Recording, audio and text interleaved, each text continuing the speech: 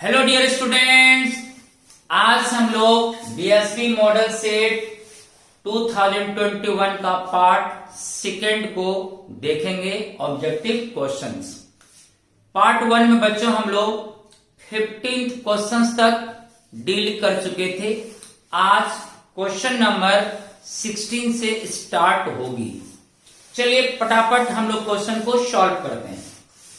16 number question है बच्चों, the position of transition elements in periodic table is within. आपको पता है हाल ही में आपने डी ब्लॉक का स्टडी करा है। D block elements is also known as, बताओ कमेंट्स में लिखो, डी ब्लॉक एलिमेंट्स को कौन सा एलिमेंट्स के नाम से जाना जाता है?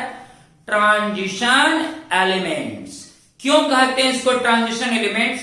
ये हमने आपको डी ब्लॉक में बताया भी है, क्योंकि इसका ग्राउंड स्टेट में या अदर कोई भी ऑक्सीडेशन स्टेट में डी ऑर्बिटल इनकम्प्लीट फील्ड होता है, तो ट्रांजिशन एलिमेंट्स कहा जाता है किसको बच्चों?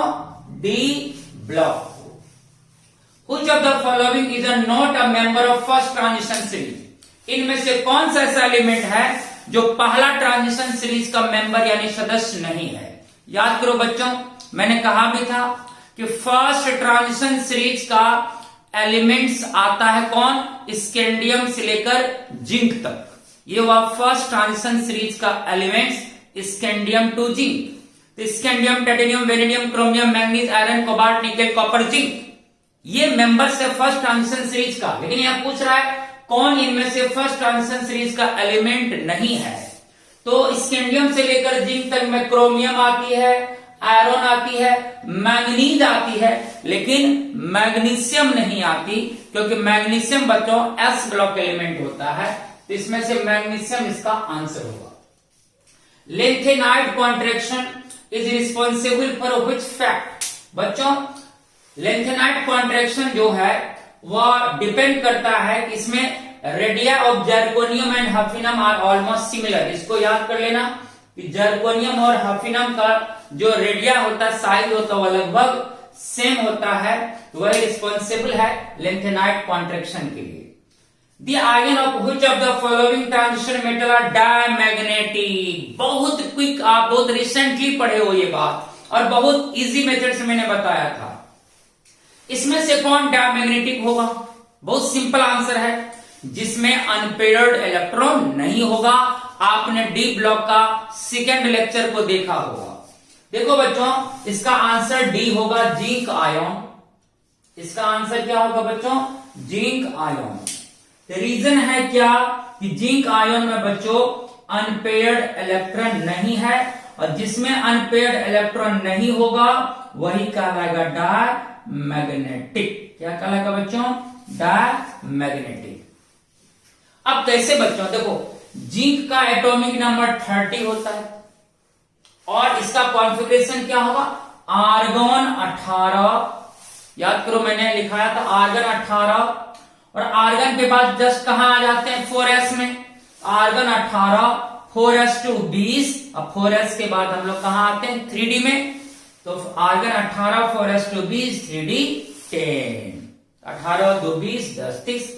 आर्गन लिखने का मतलब यहां ये हुआ बच्चों कि आपने 1s से लेकर 3p6 तक के इलेक्ट्रॉन को यहां भर दिए। आर्गन में 18 इलेक्ट्रॉन वहां आ गया, और 3p के बाद नेक्स्ट इलेक्ट्रॉन कहां जाता है? 4s में, क्योंकि 4s की एनर्जी लेवल 3d से कम होती है।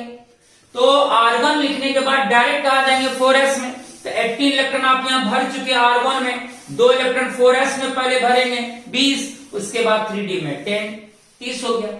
लेकिन यहां जिंक पर 2+ है। जिंक पर जब 2+ आयन होगा बच्चों, जिंक आउटरमोस्ट ऑर्बिट से अपना 2 इलेक्ट्रॉन को लूज कर देगा। तो आउटरमोस्ट ऑर्बिट 4s है, तो 2 इलेक्ट्रॉन 4s से लूज हो जाएगा, तो बच जाएगा लास्ट में 3d 10। बोलो क्लियर हो गया?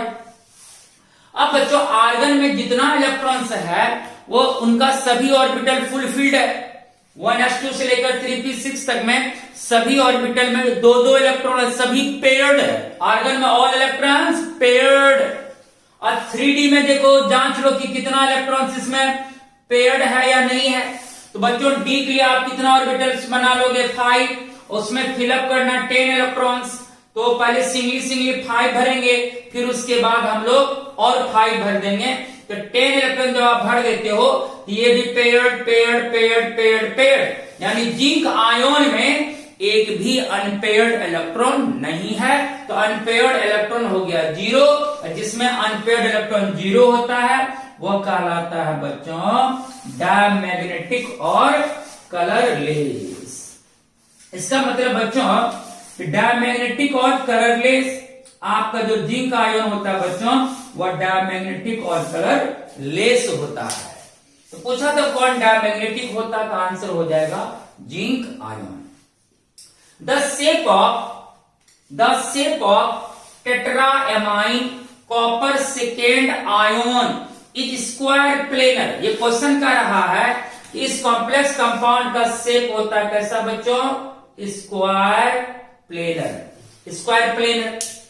The hybridization of copper ion in the complex ion is, तो बताइए अगर इस कॉम्प्लेक्स का शेप स्क्वायर प्लेनर होता है तो कॉपर आयन का हाइब्रिडाइजेशन क्या होगा। आपने कोऑर्डिनेशन कंपाउंड में पढ़ा था। जो बच्चों कॉम्प्लेक्स है इसका कोऑर्डिनेशन नंबर 4 है, क्योंकि आपको अच्छी तरह से पता है कि एमाइन यानी अमोनिया का लिगेंड्स नाम एमाइन होता है। तो बच्चों अमोनिया कौन डेंटेड में आता है, जल्दी बताओ। मोनोडेंटेड लिगेंड, इसका डेंटिसिटी 1 होती है, मोनोडेंटेड लिगेंड, यस कि नो। तो डेंटिसिटी 1 और नंबर 4 है, तो 4 गुना 1, नंबर गुना डेंटिसिटी कोऑर्डिनेशन नंबर होता है। अमोनिया का नंबर 4 गुना डेंटिसिटी 1, तो 4 गुना 1 4, तो यानी यहां कॉपर का कोऑर्डिनेशन नंबर क्या है बच्चों 4। और मैंने कोऑर्डिनेशन नंबर 4 के तहत 2 तरह का बोला था हाइब्रिडाइजेशन होता है। एक sp3, जितना कोऑर्डिनेशन नंबर उतना ऑर्बिटल मिक्स करता है, तो एक s3p sp3 हो जाएगा बच्चों यहां sp3। तो कोऑर्डिनेशन नंबर अगर 4 होगा तो हाइब्रिडाइजेशन sp3 होगा या dsp2 होता है। ये मैंने लिखाया था कि कोऑर्डिनेशन नंबर 4 होगा तो हाइब्रिडाइजेशन 2 तरह का होता है, sp3 या dsp2। अगर sp3 होगा तो शेप टेट्राहेड्रल हो जाएगा, और अगर dsp2 होगा तो स्क्वायर प्लेनर होगा। इसमें भी 4 ऑर्बिटल मिक्स्ड है, एक d, एक s, 2 p, 2 1 3 1 4 ऑर्बिटल ही मिक्स्ड होगा क्योंकि कोऑर्डिनेशन नंबर 4 है। तो अगर sp3 होगा तो टेट्राहेड्रल ज्योमेट्री होगी, और अगर dsp2 होगा तो स्क्वायर प्लेनर होगा। तो बताओ यहाँ क्या है, स्क्वायर प्लेनर शेप है, तो स्क्वायर प्लेनर होगा तो इसका हाइब्रिडाइजेशन dsp2 हो जाएगा। इसका मतलब अकॉर्डिंग टू दिस क्वेश्चन यहां लिखा हुआ बच्चों इसका शेप स्क्वायर प्लेनर होता है, तो स्क्वायर प्लेनर का हाइब्रिडाइजेशन हो जाएगा dsp2। Answer number C. The oxidation number of platinum in this complex is. बच्चों आप इस कॉम्प्लेक्स में डिनोट कर लो, और हमको प्लेटिनम का ऑक्सीडेशन स्टेट पता करना है, तो जिसका पता करना हो तो उसका x मान लेंगे, यस कि नो। यस। C2H4 क्या हुआ बच्चों, इथीन हुआ। इथीन एक न्यूट्रल लिगेंड्स होता है, इसका चार्ज 0 हो गया। अब क्लोरीन का चार्ज आपको पता है बच्चों -1 होता है, तो 3 इंटू -1 हो गया इक्वल टू नेट चार्ज देखो कॉम्प्लेक्स का -1 हो गया। तो बच्चों यहां हो गया x -3 इक्वल टू -1, तो x इक्वल टू होगा 3 - 1 इक्वल टू +2। आपने प्लेटिनम का ऑक्सीडेशन स्टेट पता कर लिया बच्चों +2। D number option. The IUPAC name of secondary butyl chloride is। देखो सेकेंडरी ब्यूटाइल, मजा आ गया। ब्यूटाइल है, ब्यूट रूट वर्ड 4, पहले 4 कार्बन अरेंज कर लो 1 2 3 4 और वैलेंसी H के द्वारा इसका पूरा कर लो। अब बताओ बच्चों सेकेंडरी ब्यूटाइल है, इसका मतलब सेकेंडरी कार्बन से क्लोराइड जुड़ा होगा। आपको पता है ये 1 डिग्री, ये भी 1 डिग्री, बीच वाला 2 डिग्री। चाहे आप इससे क्लोरो जोड़ दो या इससे क्लोरो जोड़ दो, आपको हो जाएगा सेकेंडरी। सेकेंडरी क्यों लगा, क्योंकि सेकेंडरी कार्बन से आप क्लोरीन को जोड़ना है। तो सेकेंडरी 4 कार्बन का आइल ब्यूटाइल, सेकेंडरी ब्यूटाइल क्लोराइड का स्ट्रक्चर हुआ। अब इसका आईपीएक नाम क्या होगा, तो आईपीएक नाम इधर से काउंटिंग स्टार्ट होगा क्योंकि इधर से क्लोरो का पोजीशन नजदीक आ रहा है। तो 1 2 3 4 हो जाएगा आईपीएक नाम बच्चों 2 क्लोरो, 4 कार्बन का root word, but single bond and 2 chlorobutane is the correct answer for secondary butyl chloride, 2 chlorobutane, B number option होगा।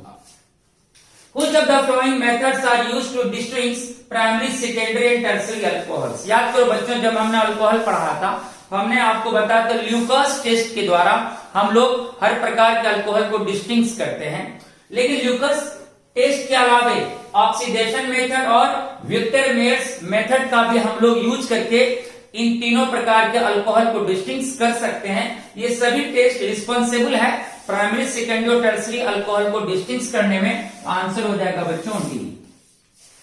Which of the following is used as an anesthetic? Anaesthetic मतलब चेतना शून्य करने वाला drugs, एक तरह से substance.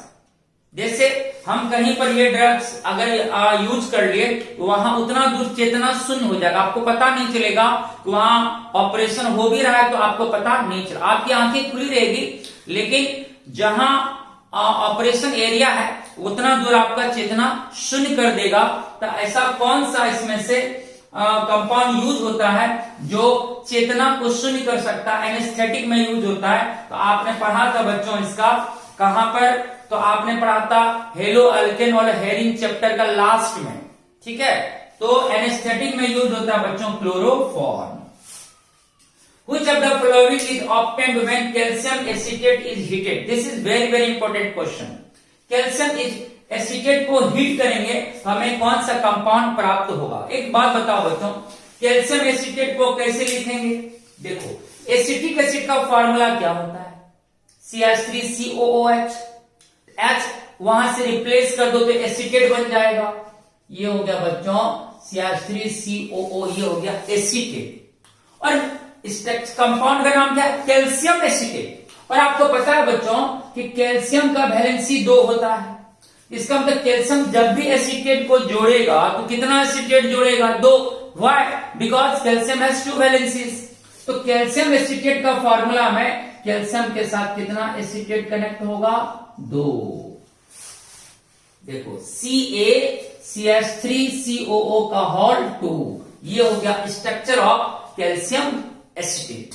देखो ऐसे हुआ कैल्शियम एसीटेट, 2 एसीटेट को कैल्शियम से जोड़ दोगे, ये सूत्र हो जाएगा कैल्शियम एसीटेट का। जब इसको बच्चों हम हीटिंग करेंगे यहां से बाय प्रोडक्ट निकलता है कैल्शियम कार्बोनेट। देखो कैल्शियम कार्बोनेट, एक ऑप्शन यहां के ले लिए और यहां CO2 ले लिए।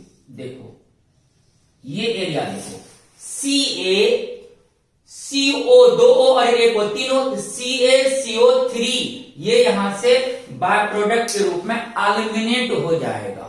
तो बच क्या जाएगा? यहां CH3 C double bond O bond CH3, यानी CH3CO CH3 आपका प्रोडक्ट बन जाएगा जब आप कैल्शियम एसीटेट को हीट करेंगे। देखो यहां से CaCO3 बाय प्रोडक्ट के रूप में एलिमिनेट हो गया। यहां देखो क्या बचा बच्चों? CH3, ठीक, single bond CO C double bond O bond CH3। देखो ये दोनों मिलके बना लेगा प्रोडक्ट। इसका नाम क्या हुआ बताओ? Dimethyl ketone. डायमिथाइल कीटोन का क्या नाम होता है? एसीटोन।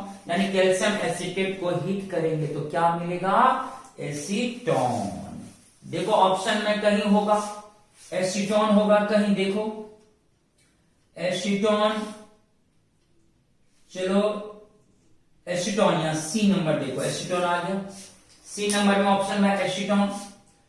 अब हमारा नेक्स्ट क्वेश्चन है which one is present in alcohol? ये तो सबको पता है बच्चों, अल्कोहल का फंक्शनल ग्रुप OH होता है। Which of the following can differentiate between an aldehyde or a ketone? हम इनमें से किसके द्वारा अल्डेहाइड और कीटोन को डिफरेंशिएट कर सकते हैं? आंसर होगा बच्चों फेहलिंग सॉल्यूशन। Fehling solution.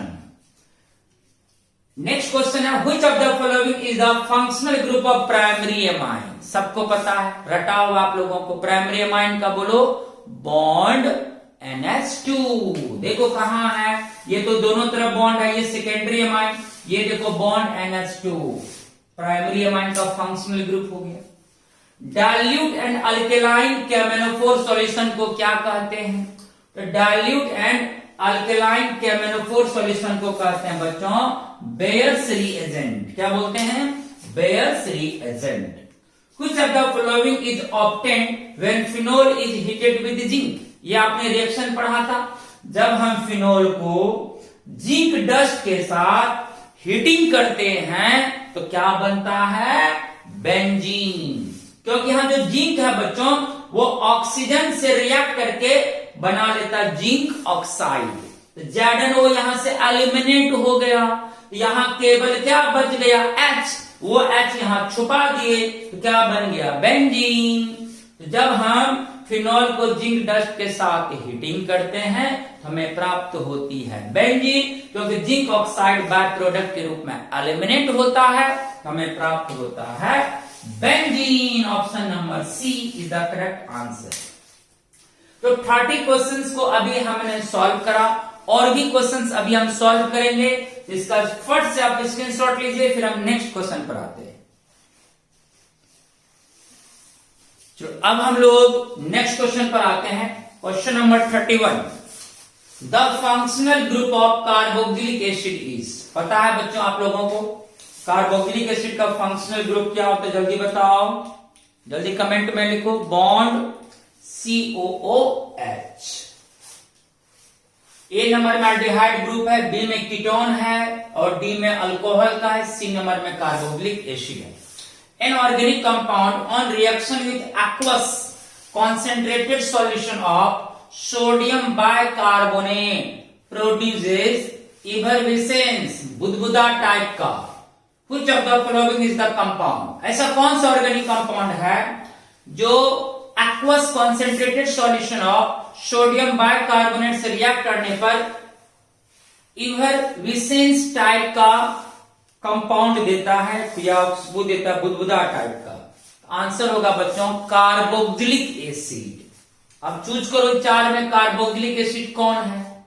तो बच्चों अल्केन तो हाइड्रोकार्बन हुआ, अल्कीन भी हाइड्रोकार्बन, तो कार्बोक्सिलिक एसिड कौन है बच्चों? Acetic acid. आंसर हो जाएगा C. An ester can be represented by which of the following formulae? जल्दी बताओ। पहला ऑप्शन देखो RCOR, बीच में कार्बन, देखो बीच में CO है और दोनों तरफ R यानी कार्बन, ये कीटोन हो गया। COH कार्बोक्सिलिक एसिड हो गया, CHO एल्डिहाइड हो गया। तो बताओ ईस्टर कौन हुआ?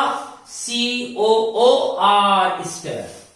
रिडक्शन ऑफ नाइट्रोअल्केन गिव्स, आपने रिएक्शन में पढ़ा था बच्चों, जब नाइट्रोअल्केन का रिडक्शन होता है in the presence of SN plus HCl या Fe प्लस HCl के साथ, तो क्या होता है बच्चों?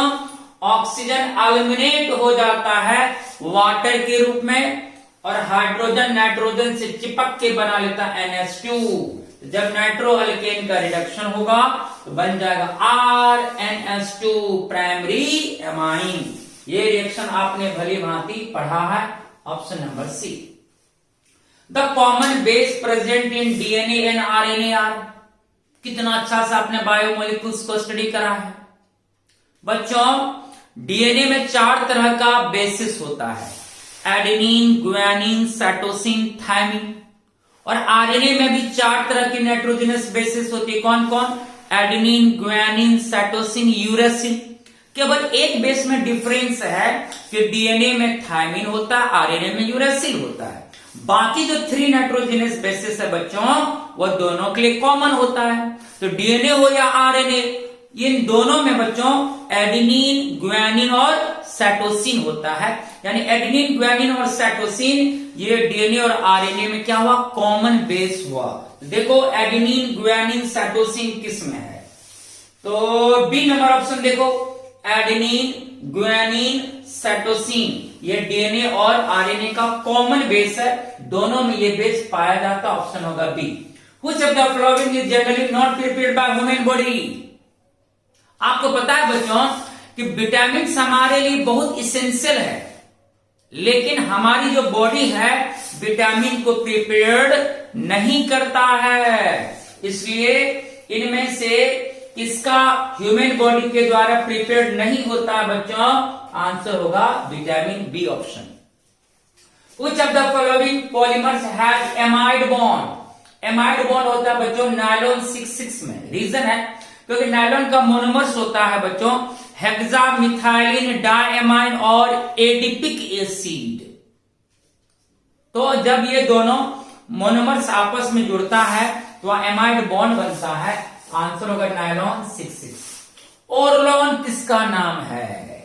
देखो इथेनोइक एसिड तो नहीं ही होगा, बेंजीन भी नहीं होगा, बचा ए और बी। टेट्राफ्लोरोइथीन इसका नाम होता है बच्चों टेफ्लॉन। ओरलॉन नहीं टेफ्लॉन। टेट्राफ्लोरोइथीन का नाम जो मैंने पेज दिया था पॉलीमर का, देखना बच्चों वहां लिखा होगा टेट्राफ्लोरोइथीन का अनदर नेम होता है टेफ्लॉन। और एक्राइलोनाइट्राइल को हम लोग कहते हैं ओरलॉन।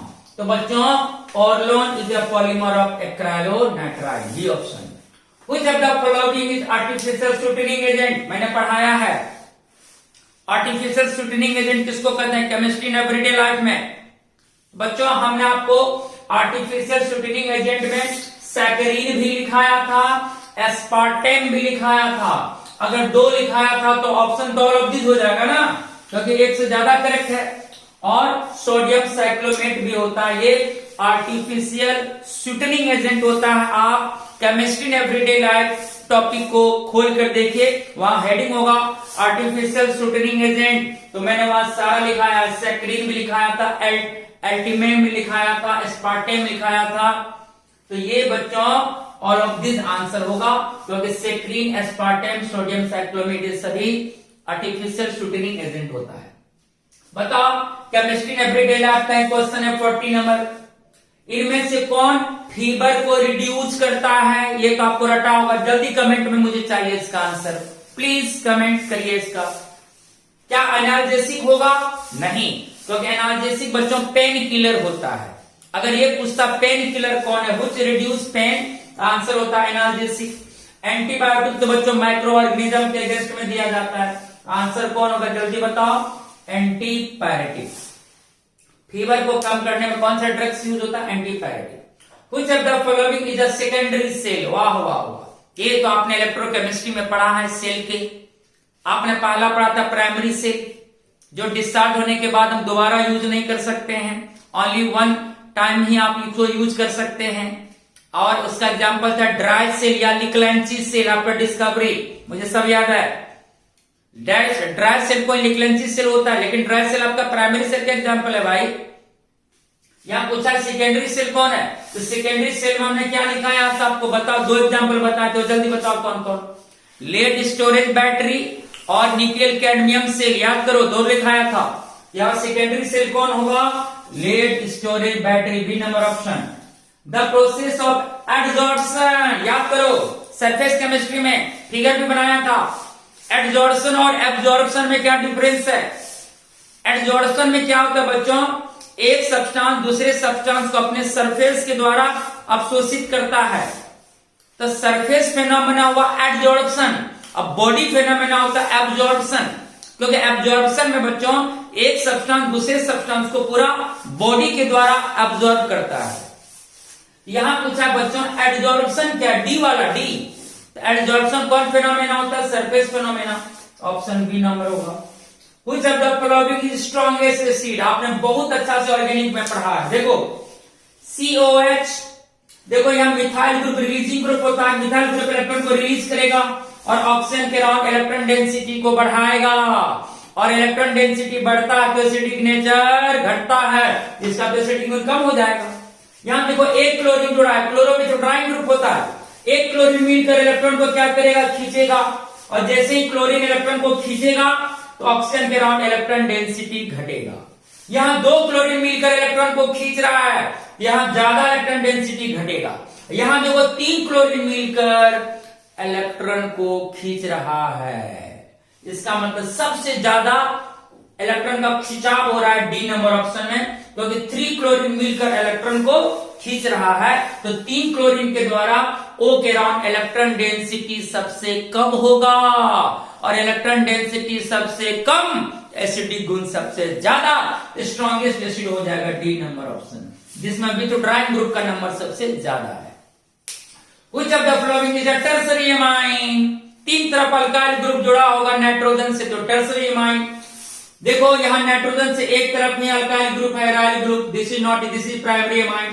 यहाँ देखो नाइट्रोजन से एक तरफ अल्काइल, एक तरफ दो तरफ है सेकेंडरी एमाइन। यहाँ देखो बच्चों नाइट्रोजन से यहाँ एक तरफ अल्काइल, फिर एक तरफ इधर अल्काइल, फिर एक तरफ यहाँ अल्काइल, तो नाइट्रोजन के तीन तरफ अल्काइल ग्रुप है, ये हो गया tertiary amine is the correct answer. ये बच्चों देखो एक तरफ इधर अल्काइल, एक तरफ इधर अल्काइल, दो ही तरफ, ये अल्काइल नहीं ये एच है, इसको NH बोलेंगे। यहाँ दो ही तरफ अल्काइल है, ये हो गया सेकेंडरी एमाइन। हमें पूछा था टर्सरी एमाइन, तीन तरफ अल्काइल, यहाँ है C नंबर ऑप्शन हो जाएगा। The purine base present in RNA, आपको मैंने बताया था नाइट्रोजनस बेसिस दो प्रकार का होता है, प्यूरिन और पैरिमिडीन। प्यूरिन में आता है बच्चों एडिनिन और ग्वानिन, पैरिमिडीन में आता है साइटोसिन, थायमिन, यूरेसिल। तो प्यूरिन तो दो ही तरह का होता है भाई, DNA हो या RNA, दोनों में प्यूरिन, एडिनिन और ग्वानिन ही होता है। तो प्यूरिन तो दो ही टाइप्स ही होता है, एडिनिन और ग्वानिन, चाहे वो RNA हो या DNA, दोनों में प्यूरिन में कोई अंतर नहीं होता। तो DNA में पूछा जाता है या RNA में पूछा जाता है कि कौन सा प्यूरिन होता है, तो प्यूरिन बस एडिनिन और ग्वानिन होगा। तो आप देखो ऑप्शन में एडिनिन और ग्वानिन में कौन सा है, देखो थायमिन आपका तो पैरामिडीन हो गया, यूरेसिल भी पैरामिडीन हो गया, साइटोसिन भी पैरामिडीन हो गया, तो ग्वानिन बच रहा ऑप्शन, ग्वानिन आपका प्यूरिन है बच्चों, आंसर हो जाएगा ए। हर चीज तो आपको पढ़ा हुआ बच्चों, हर चीज ऑलमोस्ट जिस सारे चैप्टर्स आपने स्टडी करा है ऑलमोस्ट आपको सारा चीज पढ़ा हुआ है, बस ध्यान से क्वेश्चंस पढ़ने की देर है। इस तरह से आज मैंने 45 क्वेश्चंस को सॉल्व कर दी, मात्र बचा 25 क्वेश्चंस, जो नेक्स्ट वीडियो में लास्ट हो जाएगा आपका। ओके बच्चों, स्क्रीनशॉट लीजिए जस्ट, कुछ नहीं था क्वेश्चन में, बिल्कुल आसान क्वेश्चन है, बस ध्यान से आप पढ़ेंगे। सुटिया जो नहीं पढ़ा है केमिस्ट्री इन एवरीडे लाइफ, उसको थोड़ा दिक्कत होगा, लेकिन आप लोग तो केमिस्ट्री इन एवरीडे लाइफ अच्छा से पढ़े हो। आर्टिफिशियल स्वीटनिंग एजेंट कौन कौन होता है ये भी लिखाया हमने, कौन पेनकिलर होता है, कौन फीवर रिड्यूस करता है, हर चीज आपने पढ़ा है। कौन प्राइमरी सेल, कौन सेकेंडरी सेल, सब आपको पढ़ा हुआ है। कौन सरफेस फेनोमेना, कौन बॉडी फेनोमेना, ये भी आपको सरफेस केमिस्ट्री में पढ़ा होगा। चलिए बच्चों स्क्रीनशॉट ले लीजिए, तो फिर हम नेक्स्ट एंड लास्ट वीडियो लेकर आएंगे 25 क्वेश्चंस को सॉल्व करने में। 45 के बाद वाले क्वेश्चन यानी 46 लेकर 70 तक का क्वेश्चन को सॉल्व करेंगे। तब तक के बच्चों अपना ख्याल रहिए, मस्ती रहिए, पढ़ते रहिए। तब तक के बच्चों टेक केयर एंड बाय।